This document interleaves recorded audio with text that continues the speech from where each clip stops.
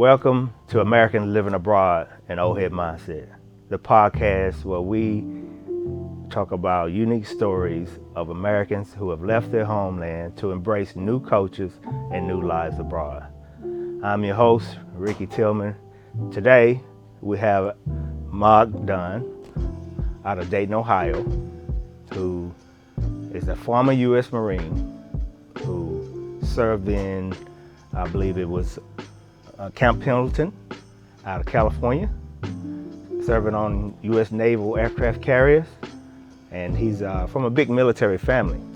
And today he's going to share his story on what it was like growing up in Ohio and his family life, and also how he found himself here in Australia. So you want to stick around for this one. It's going to be an inspiring story. So welcome to the show, Mark. Well, thank you, Rick. Appreciate the invite. I've enjoyed watching your podcast and listening to the stories that other cats have been on talking, and so looking forward to just dare I say chewing the fat with you. Let's do it. Let's do it. Yeah. Well, let's start in the beginning, back in Dayton, Ohio. Family life. Tell us about that. Yeah, Dayton, Ohio. Look, Rick, I'm one of six children. Mom and dad grew up in, as you said, in Dayton, Ohio. Large family. My mom's from a family of 16. So you had my grandmother gave birth to 16 children, but only 13 actually survived to adulthood. My mom was the oldest girl, so there was a brother, a girl, and then 11 behind them. Mm-hmm. The family is originally from Kentucky, Right. Both my mom and my dad actually. From the time that we came over there, my ancestors came into the country, but found themselves in Kentucky, sharecroppers. Yep.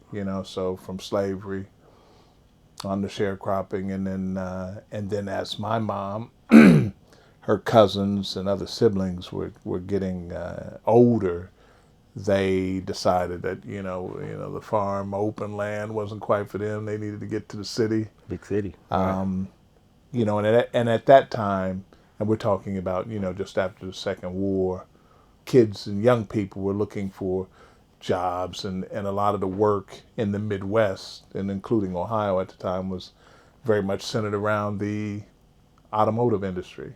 Mm-hmm. So you had General Motors, Ford, and all the associated factories, places that say made brakes or Mm-hmm. rubber parts to the doors and trims of cars and that sort of thing. So you had factories around, and so the industrial age was well and truly, and people were coming off the farms from down south, all over down south, coming up north.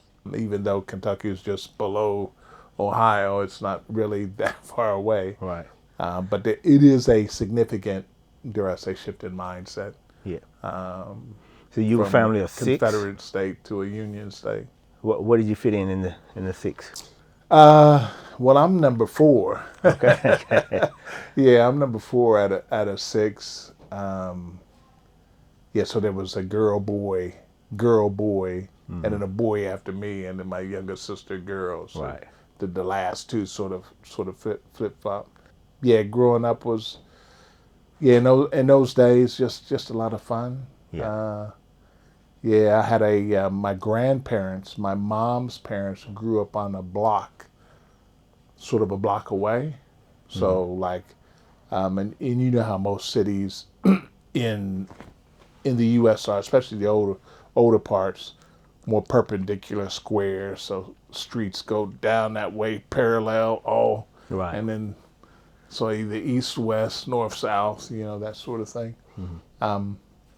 My grandparents were just a block away, and I had an auntie, my mom's sister, who had twin boys born the same year I was born, and we just we grew up like brothers. Yeah.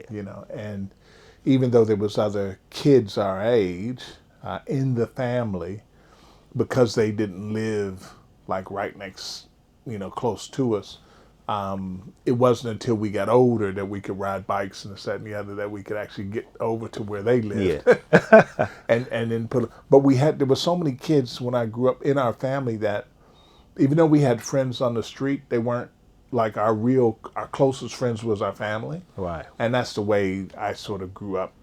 You know, my parents, like my grandparents, good Roman Catholic Yeah. people. Yeah. And so, of course, it was a school that was close by, primary school, and Yeah. went to a Catholic primary school. All my other siblings went to a Catholic high school, but when I got ready to go to high school, I kind of told my dad, I says, hey, you know, I don't want to go to a Catholic high school. Can I go to a public high school? And he was like, really? I was like, well, yeah, and the school that I wanted to go to was vocational. So, and the benefit that school had was that it was, when you got to year 11 and 12, you was in school for 2 weeks, and then you worked 2 weeks. You're on the job for 2 weeks. Right. So I looked at it as, wow, I could go learn a trade, you know, and then get paid going to school. I was into that. So Yeah. so he was quite happy to encourage and allow me to go to that school instead of the more Catholic religious school. So when you graduated, I suppose 18, you were 18 when you finished Yeah, high when school? I left high school. What Yeah. was the intention from that point? What were you thinking? Well, once I got to high school, when I was in school, and I just want to share this quick story with you, how we as in human beings don't understand the power of our mind, the power of manifestation. When I was growing up, I think most people loved Hawaii Five-0. Right. Bookham Daniel, Yeah. you know, and I can remember just watching the guy surfing and this, that, and the other. And I said to myself as a kid watching that, you know, I will live around that one day. Right. Because I think that's kind of cool, you know, and I'm gonna live around that one day. Well, I can say here we are, you know, 40 plus years later, or 50 plus years later, and I have lived from the time I was 18. Not only did I live on Oahu Right. in Hawaii, where they filmed Hawaii Five-0. Yeah. I lived there for 5 years, stationed there for 5 years, 4.5. But I've always lived on the coast. You know, the beach, surf, all my life. Yeah. From that childhood memory. Yeah. And that mindfulness, putting that out there. Yeah. And that's what's. Because that's a long way from Dayton, Ohio. Oh, long way. I believe, Rick, when we grow and come into the world, there's, you know, some of us come in just knowing that what we're not necessarily going to do. And I just knew for myself that living in Ohio, living in Dayton, once I became an adult, just wasn't something I wanted to do. I wanted to travel. I wanted to see the world. I wanted to do that. So because I wasn't illiterate, I wasn't dumb, Right. but I just was not motivated to do any schoolwork, and school wasn't the way forward for me. So I said, well, what else is there? And then I had, like you see, you mentioned earlier in the in the piece that come from a military family. I've had uncles and had a couple of uncles in the Marine Corps, Army Air Corps. Yeah. You know, my dad was in the Army Air Corps. My brother was in the Air Force. So, you know, the military wasn't foreign, but I also understood that I could travel around the world. Yeah. I could travel. Yeah. And so I could see places, I can do things. So that was the real attractiveness. And it got stronger when I got to be, you know, about 15, 16. Yeah. Because you were kind of in a hurry because you joined the military when you were 19, right? Well, I actually joined. I tried to sign up when I was 17. Okay, so you were in a hurry. So I was quite ready to yeah. get Because when one thing I didn't share with you, or I haven't shared yet, is that I grew up in a 2-bedroom, 1-bathroom home, and so you had 6, 7 of us at one time. Yeah. In a room not very much bigger than this. Right. You know, so very cozy. You Comfortable and talking cozy. about privacy? There was Yeah. no privacy. Say Yeah. the privacy. Oh, you didn't have your own room? Oh no! You can say, "Get out of my room." We slept. The younger kids in bunk beds on the top. Right. So the two youngest and I slept with my brother. My baby sister and sister slept in the other one. Older sister in the bottom, older brother in the bottom. Right. And it wasn't until they left that we actually got more space Yeah. in the room, So, Yeah. baths, I can remember, for you guys out there who may have not ever shared or don't know what sharing and what being inconvenienced is like.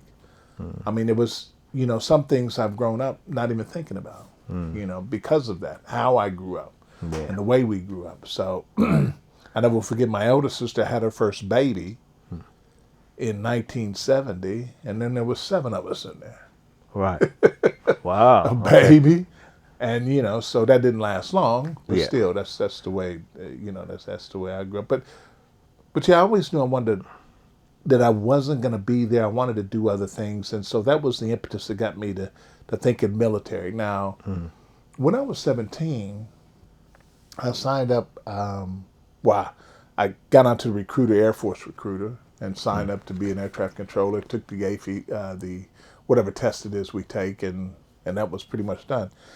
But because I couldn't sign, the recruiter told me to go home and speak to my dad about, maybe he can be happy to sign up for me and we get that done. But my dad wasn't interested in signing me up or putting his name saying it was okay for me to join because he didn't want to be responsible for that decision. He wanted me, if I'm going to make a decision that potentially, because, at that time, anytime we're talking about going in the military, you're talking about giving your life to an organization, to your country, for as long as you're on contract, on active That's duty. right. Yeah. So, that's whilst a lot of us don't probably look at it like a big deal, that's a big deal. Big deal. Yes. It's a big deal. So he didn't want that responsibility for me to be able to come back and say, well, why'd you do that, or why'd you allow me to do it? He says, no, you want to go? Wait till you're 18 and you can go sign up yourself. Sign yourself. Yeah. So that's what I did. Yeah. But now that gave me, I was all ready to go in the Air Force, so that gave me about 10 months of downtime. Yeah. There's a Marine Corps recruiter right next door to the Air Force recruiter. Yeah. And so you just signed up for the Air Force. I was ready to go in the Air Force. Right. Already ready to go, and then, but there was an attractiveness about the Marines, and so I'd go in and I'd talk to them, the recruiters now. And we just got on, and it more felt like that was if I'm going in the military, that would be more my family than the Air Force. Right. Okay. They were a bit more gung ho, a bit more rah rah, and they had nice uniforms. I thought. Yeah. They stood for the few, the proud. Yeah. The few, the proud. That's right. The Marines stand with their chest out a bit more than the Air Force. Yeah. Let's just be A little bit more bravado and this, that, and the other. So, and I guess I was attracted to that. But anyway, the recruiters are well versed and experienced, and they know how to hone in and tap into, especially when you got a kid who knows they're going in the military, to swing them their way. And so they end up asking me what I was going in for. I told them, they said, oh, you can do that in the Marine Corps. I said, oh, really? Right. I said, oh, yeah, you can do that. Just about anything you do in the Air Force, you can do in the Marine Corps. I was like, for real? Like, yeah. So they showed me. Long story short, I ended up signing up. Same thing. But when I turned 18, I enlisted in the Marine Corps instead of the Air Force. So that's how I ended up. Well, what was your first duty station? Now, there's a slight little story to that because I know whilst this is the first time we're having a conversation, subsequent conversations, I will be using, I guess, this example to tie in because about things and decisions that I've made over my life and the whys, and how I may not exercise good patience and be impatient and make a decision that's not necessarily all that good for me because of it, Right. So whilst I was signed up, I had graduated from high school in early August. I had not the best relationship with my dad. I didn't like, here I am, a young adult, 18, living at home, 2 siblings, so there's 3 of us sharing a bedroom at this time, not 6, but 3. and I don't have my own space. I'm not living by my own, I have to, live by mom and dad's rules, and which was okay, but it really, when you're first getting a taste of being an adult, that's something that, yeah, it wasn't quite palatable. It was just something that I was like, man, if I could just change the situation, and just get out of it, get to boot camp earlier. So I went down and I had a conversation with my recruiter, convinced them to let me go to boot camp early, but they said, look, the way we've set it up is your school starts on a certain day, we work it back, you have 13 weeks of basic training. This is when you need to go in order to get to your school. And I convinced them that I was happy to forego that just to go, just to get out of Dayton at that time. Yeah. And so basically what I swapped, which I didn't really fully understand at the time, is I swapped out a guaranteed occupational skill, which was air traffic controller, Right. for a non-guaranteed. Oh, okay. And then not really realizing that anytime you go into the military, at least in the Marine Corps, and you don't have a guaranteed MOS when you go in, you can be pretty much guaranteed to go to where they need the most numbers, which is infantry. Yeah. So here I go from being an air traffic controller, to being a grunt. Yeah. And that's how that happened, But that was a decision that I made because I wanted to go, and then I didn't realize the sacrifice that was the total sacrifice that I actually made until I got there. Right. So you done, how many years you do in the military? Now, enlisted, went to boot camp September 1980. Went to basic training, infantry school, so I did the basic training, and then went to infantry school training in January of 81. I did that for, 2 months, and then got shipped out to my first duty station, which was Hawaii. I never will forget we were, the whole class of us was in one of the instructors says, okay, we need some people to go to Hawaii. How many want to go to Hawaii? People were looking at each other like it can't be, the nice Hawaii. It has to be. My hand went up. Yeah. Some others went up. And I never will forget when we were going from the base to the airport to catch our planes. You were singing that Hawaii 5-0 song? So yeah, we were the ones who had volunteered to go to Hawaii, and then the ones that got nominated to go to Okinawa for a year. Right. So we're going to Hawaii for our 3 years, and they're going to Okinawa for a year, and then they'll rotate back to the U.S., either Camp Pendleton in California or Camp Lejeune in North Carolina, for the Marine Corps. But we were saying how the guys were trying to say to us, it ain't gonna be nice. It's not like you're going down to Waikiki Beach or something. They didn't know What was it like?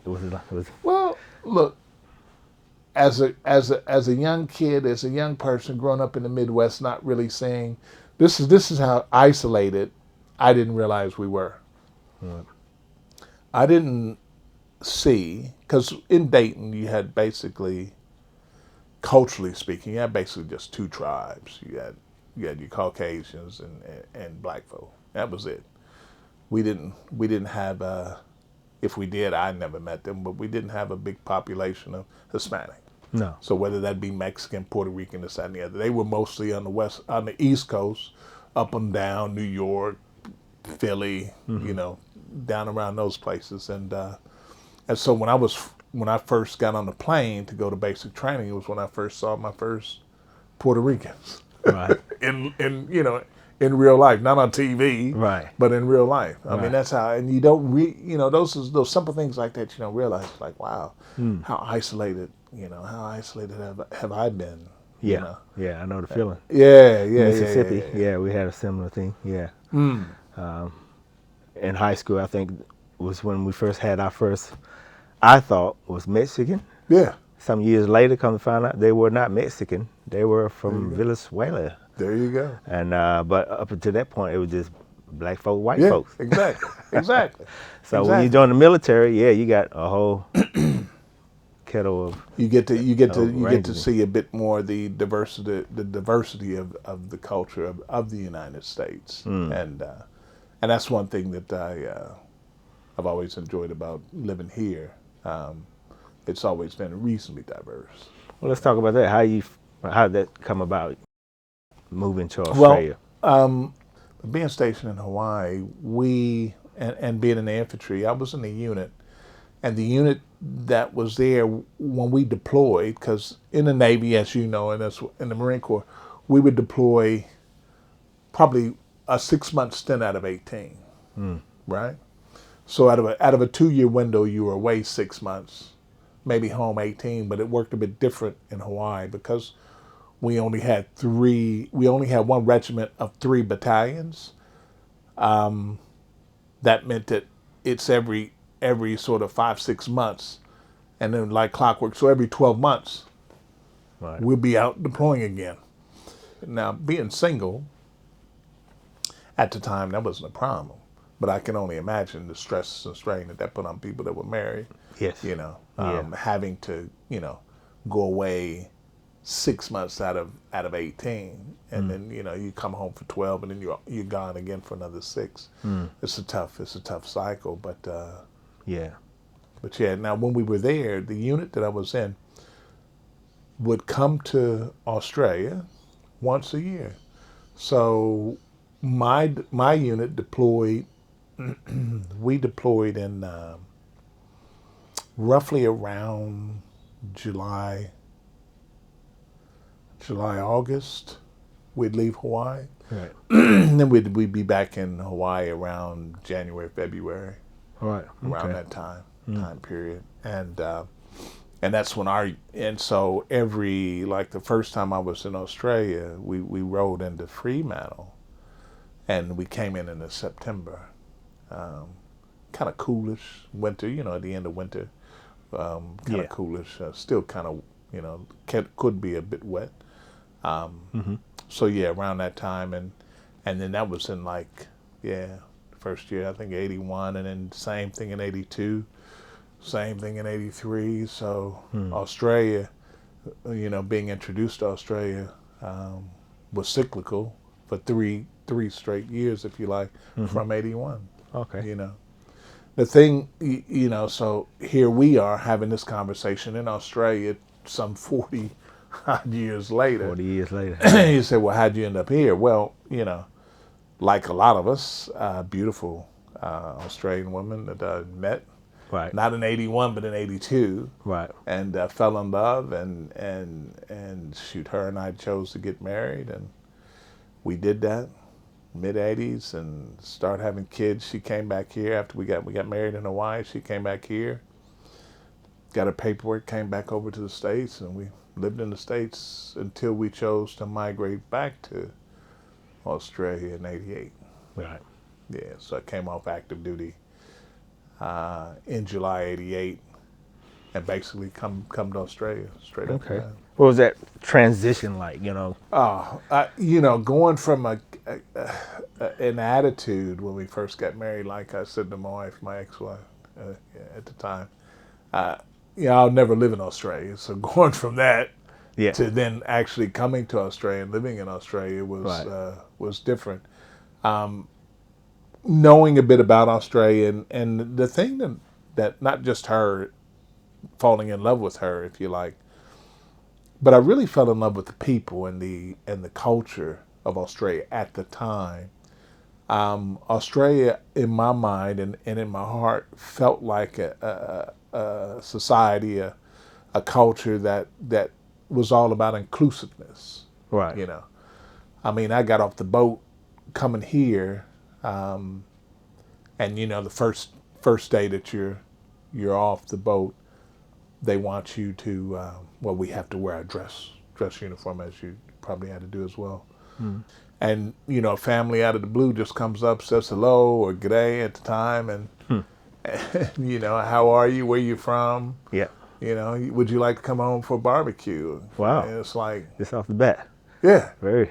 yeah. It's like, I'm thinking, and I was with some friends at the time, and that sort of hospitality, don't know us from a bar of soap, but people who are that welcoming, it has an effect on you, and it did move me. And I'll just share with you a story that I would share with my fellow Australians when I spoke about traveling back to the U.S.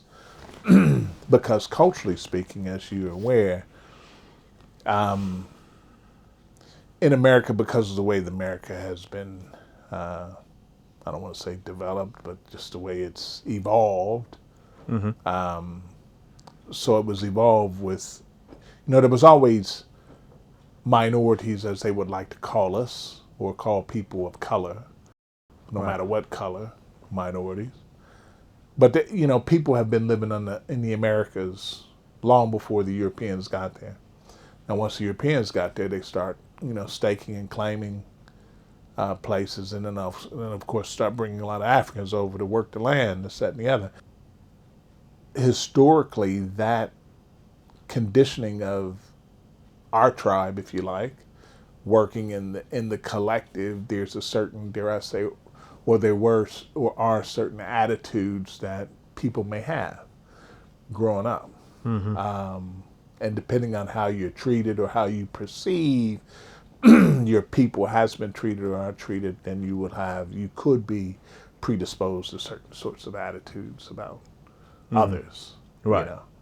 And so culturally speaking, and this goes to the story that I used to like to tell my fellow Australians, that I could be at Perth Airport, and you roll up, everybody's happy, they're traveling, and you're talking. People don't see color here. I never, at that time, I never experienced Australians even seeing the facade as much as they look for the character, Right. or the energy of the person. The person, yeah. The skin I never really experienced Australians judging me for what they saw, but basically judging me for what they experienced. Yeah. The way it should be. Is he a good person? Is he nice? Is he this, that, and the other? Not, oh, he's got some color, he's got, Right. nappy head or whatever, And again, when you experience that, when you've experienced something different, Right. it can be a big thing to you. Yeah, it can Be like, wow, that's interesting, and it did. That's just something that I've always noticed, So I tell the story. I says, okay, I can get on a plane in Perth, speak to people about where they're going. You're sharing. There's nothing but love being shared. Everyone's feeling good, this, that, and the other. You may speak to someone sitting down waiting to get on the plane.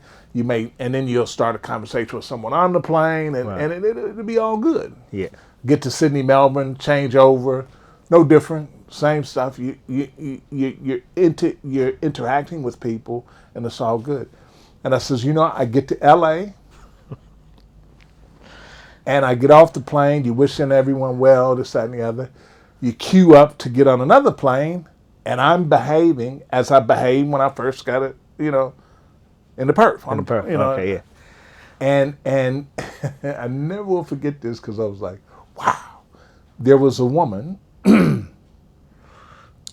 looked at me like, why are you talking to me? I just was saying Something hello. wrong with you. Yeah. I'm just saying hello. Yeah. She looks at me like, why are you talking to me? She had a bag, and she put more pressure on her bag, Wow. holding her bag.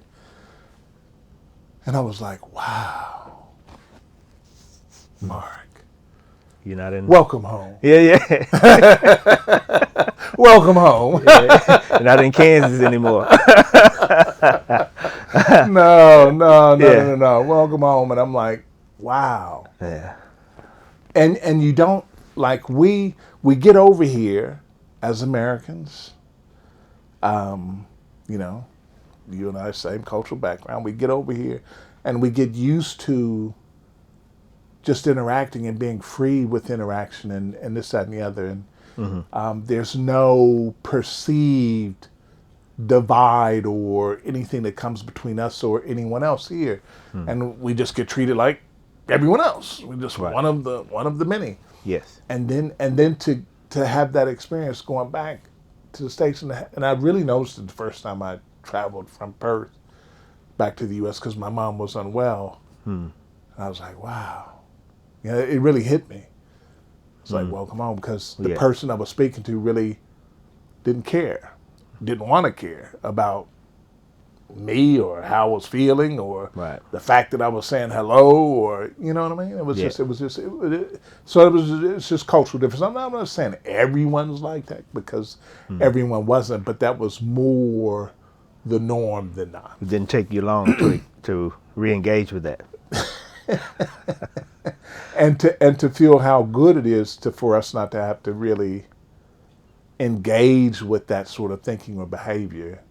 Since and it was one of the reasons that actually had me stay, because when my wife showed me at the time that she was willing to give up her family, her culture, if you like, to be with me and to have a go at seeing if we could make this relationship work, that was a big deal. And when we got there, I actually started thinking, could I do the same? Could I show her that sort of commitment to love and wanting to make this work and this, that, and the other? And I guess me deciding to come back was my way of doing that. Yeah. You Yeah. know? Yeah. You say all that, but I'm sure you would have had some kind of challenges. Oh, absolutely, when you first... absolutely. The thing I like to share, most of the guys I probably grew up with, working with when I first arrived in Australia, permanently, that was, are retired or looking forward to retiring. But Australians had a very healthy, very, very healthy work lifestyle balance. Actually, it was more on the lifestyle Right. than it was on the work. Right. It's just my perception. It's changed a little bit. Oh, now it has. Yeah. Yeah. But when I first came, arrived, yeah. and I remember working with my mates, and they were saying, "Now, Mark, we don't want to do that too fast. We don't want to get that job done too quick." I'm like, well, why? I mean, you just do. It's there to be done. You do, and you get on to the next. I'm like, nah. Right. They wanted it to go. They wanted it to be a bit more easy, a bit more relaxed. Yeah. So I could say, and I think any Australians, especially Australians around my age, could probably relate to. These are back in the '80s. Right. Mid late '80s, could relate to what I'm saying as far as work ethic. It was much more. The social fabric was much more stronger back then. I was always being asked, "What are you doing on weekend? Let's catch up for a barbecue. Let's do this. Let's do that." Yeah. Very inclusive. The people were just very inclusive, very wanting to get together, commune. Break bread. Most of the guys, we, God bless my brothers, but let's go to the pub. Yeah. I learned early that the pub was not something that I could do. Okay. Because after a pint, I'm done. Oh, you good? Yeah. Well, you These in the wrong cats place. could drink. Australians. That is part of the culture. Drinking. Don't mind that. Yeah. So. The biggest culture shock was just, I guess, the way that Australians saw work and their approach to work. Because I was happy, always happy with play, but I guess Americans, we're I don't want to say brainwashed. We're conditioned to work hard, play hard. But first coming out of the military, there is an adjustment to civilian life versus military life. Yeah. And I didn't have to adjust to civilian life in the States. I had to adjust to civilian life here in Australia. So, and that was again another step. But that was the biggest adjustment. Coming from a place of access to petrol, access to groceries, access. When I first arrived in Australia, the only evening that you could actually shop late was a Thursday. That was it. Thursday, where the shop stayed open till like 9 o'clock. That was it. On the weekends, you had rostered petrol stations. So, you had to find a petrol station that was on roster in order to get petrol. or else you were SOL. So I mean Yeah. those sorts of things were very different. So, did anyone try to scare you about the food or the wildlife, or because we get a lot of questions when I go home now? They're afraid of the snakes, the spiders, and all of the above. Did Yeah, you get yeah. tricked coming in No, Australia? I didn't think anyone really probably knew where Australia was when I was telling them I was coming to Australia. So I Right. don't think they knew anything about No. Australia. Yeah. I did have an auntie though who said to me, Mark, I understand that you're gonna be moving to Australia. I said, yes, ma'am. Yeah, that's what I'm thinking. She said, doesn't Australia have an all-white immigration policy? How are you gonna migrate to Australia? And I sort of looked at her dumbly, thinking, if they did or do, I know nothing Nothing about about it. Yeah. that. No concern. she said, so anyway, long story short, I did look into that, and it used to be that way.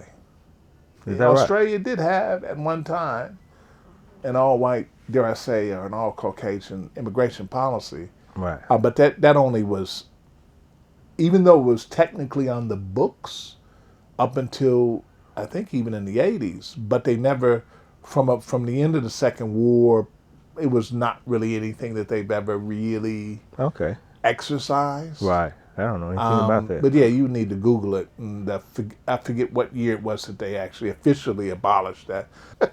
Let's do a little bit more on the comparison. Yeah, America to Australia. Do you right. think that you'd be the man that you are today if you would have spent more of Look, your time in America as opposed to here? yeah, look, yes, no. I think I would have had more impact on people, family, Yes. if I actually chose to live in the U.S. versus living here in Australia. So the sacrifices that if you like that I could say I made was not being able to connect in with family regularly, and then of course my kids and my children have not, so they didn't grow up with what we grew up with Yeah. because they grew up in another culture, a different environment. Right. That has different beliefs, different philosophies of life, different this. And then sometimes as parents, I can find myself getting caught up in thinking why my kids don't think and feel the way I do, only to just say, look, they didn't grow up with the environmental inputs and influences that you did. That's right. So how can they, how can they, Yeah. be like that or even think like that when they haven't had that opportunity, Right. yeah, to experience that. What? I think so. From that perspective, I think I would have potentially had more of an influence, but one can't say if it would have been better. It may have been worse. Now you really can't say. What I can say is, it's like my mom shared with me when I told her I was in love and thinking about getting married back in the day. This is when she first found out. I never will forget speaking to her on the phone, and she says to me, she says, son, I'm so happy for you. That's really good. I would just ask you to consider two things. I said, yeah, Mom, what's that? She said, now you're in love with a woman from a different country. So one of you are going to have to give up your country. And from what she was thinking and saying, that's a big deal. You can think it's not a big deal, but that could be a big deal. Yeah. And then she said, also, culturally, you're from two different, not only are you from two different national cultures, but then you're from two different subcultures within the national culture. Yes. You being of African like descent, and she being from not. And I really didn't, and so I let that marinate, set with me for a bit. I didn't really, because that's stuff I never would have thought of. I said, love is blind, isn't it? Well, yeah, because I'm thinking, well, I'm not living in Australia, so I'm not giving up anything. Very selfish, of me at the time, but that's how I was thinking and feeling. But that's something that would, dare I say, would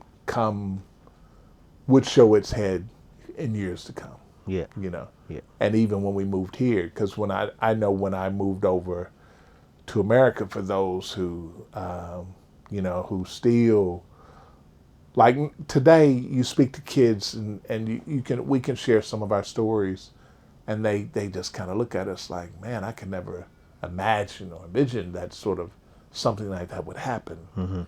With me growing up, and basically what I'm saying is, like, I played ball in the Marine Corps, and I never, I was at one of my basketball games, and a young guy came up to me and says, "Mark, I understand you're getting married." I says, "Yeah, getting married." He says, "Oh, you getting married to an Australian woman?" I says, "Oh, yeah." And he says, "Well, why are you getting married to a white woman?" I'm thinking, man, that's the dumbest thing I've ever heard. Why? I'm just saying that to myself. Yeah. You're gonna ask me? I mean, you just seeing her facade. You don't even know her as a human being. You don't know her as a person. But then still, you're gonna have this preconceived, this, I don't know, delusion about what you might feel is right or wrong. But that now, my mom never mentioned anything like that. But that's what I was to find out, that we have culturally both, no matter which tribe it is, but some tribal members can not be too backward in coming forward Right. with their views and their attitudes about how they feel about Yep. the way things should be. I'm thinking, and it's really interesting because I never even thought like that. I never even, that's not something that ever entered my mind. She's just a beautiful woman who loved me. I loved her. What else matters? Right. But I had to learn that not Some people, everyone, yeah. not everyone thinks or feels that way. No, that's So- right. So yeah. But you went on to get married. Yeah. So we married, had had kids. kids. We had 3 kids. Yep, Yeah, go 3 on, kids. I'm sorry. No, go ahead. 3 Yeah. kids. So we. Yeah. So when I married my first wife, she already had a young girl, a little girl. So she's my eldest, my eldest daughter. And then we had 2 boys while I was on active duty, and we were married while we were in the States. And then when we came here, so you had three Yankee Doodle dandies speaking like little Yankee Doodle dandies. Yeah. Within, we get back in July, and this is without a word of a lie. By September, they were 3 dinky Diazes. With the vocabulary, with the slang. I mean, and my kids were only like 3 and 2, 2 and 3. But that just goes to show you how when we're young, people just want to, dare I say, fit in. Fit in, yeah. And They pick so up the if accent. something's being said this way, I'm going to say it that way. Or if, Yes, you it's gotta just, be- it's just, I was just amazed at that. Because people would say to me, and they even say this still today, well, how long have you been here, Mark, if they don't know me? Right. I've been here a little while, I'll say. I said, well, you sound like you've not been here very long. That's right, yeah. And I'll say, well, actually, I've been here like 36 years, 36, 70 years. I mean, Yeah. And then to remind people that as adults, it's a choice whether we actually make a conscious choice on whether we actually change the way we speak, the slang That's right. we pick up or enunciate, say, or Yeah. we don't. There's more thought that we Yeah. give to that. Yeah. Unlike as a child, we Okay. just do it. Right. Don't even think about it. We just do it. So what's some of your funny word, slang? Like one of mine I love that really grabbed me when a guy said fair dinkum, mate. I was like, what the hell is that? But I love it. Say it again. Yeah, dinkum. fair Me for dinkum. real. Hey, You cobbler, Yeah, oh, yeah. cobbler. Cobbler, Yeah. Hey, we better tell the people what that is. It means Cobbler friend. is just another term of mate. Mate, or, friend, you're my friend. Yeah. And I got a story behind that. I know it's your story. Yeah. But I was having a bad day at work. My back was hurting. And I mean, it was seriously hurting. And the guy walked up to me and said, "Hey, Copper." I was like, I thought I was going back to the hey boy. Yeah. I said, Yeah. my name is Rick. He said, no, that means friend. You know, I said, Yes. I'm sorry, man. I'm sorry. I don't mean to be, but I just having a Yeah. bad back day. Yeah. I Kaba. mean, the thing I love about Australian slang is mate. You know, Yeah. mate is so universal. So, I mean, I'll be working and have worked over the years here, and I'm, you know, I mean, because of the training, military, and the way we were at the time, the way I was brought up to be so respectful of your elders. Yes. Yes, ma'am. No, ma'am. Yes, sir. No, sir. Yeah. I mean, even when I first arrived in Australia, Australians very much at that time, and I still think today, very much not like that. Right. So, you know, you call someone sir, they're like, "Ooh, don't call me sir." Yeah. I think you're talking to my father. You know, Yeah, or they and they'll ask not to, and it's hard for someone that's had that ingrained in them so long. We just do it. We don't even think. It just comes out. It's just something that we do. Of course, now I don't do that now, but at the time when I first got over to Australia. What I love about Mark's journey is, you know, from Dayton, Ohio, but he's here in Australia, and he's showing us the resilience it takes and adaptability it takes to start a new chapter abroad. Look forward to and I just look forward to sharing some more of that as we continue our conversation. This is just the beginning. Yeah. Rick and I love this brother. We've got a lot to talk about. We'll finish this up, basically talking about my coming to Australia and getting on this, that, and the other. But we had a lot of stuff I'd like to cover with Rick in time. Okay. So I just want to say thank you to Rick, the Old Heads podcast, for inviting me to come on and share with you some of my stories, some of my isms, isms. And look forward to continuing on in the future. So, all right. Thank you, Rick. Thank you. So thank you for joining us on Americans Living Abroad. Don't forget to hit the subscription button and hit the bell icon so you don't miss out on the next episode of Americans Living Abroad. So until next time, this is Old Head Mindset, encouraging you to always follow your dreams wherever they may take you. Always.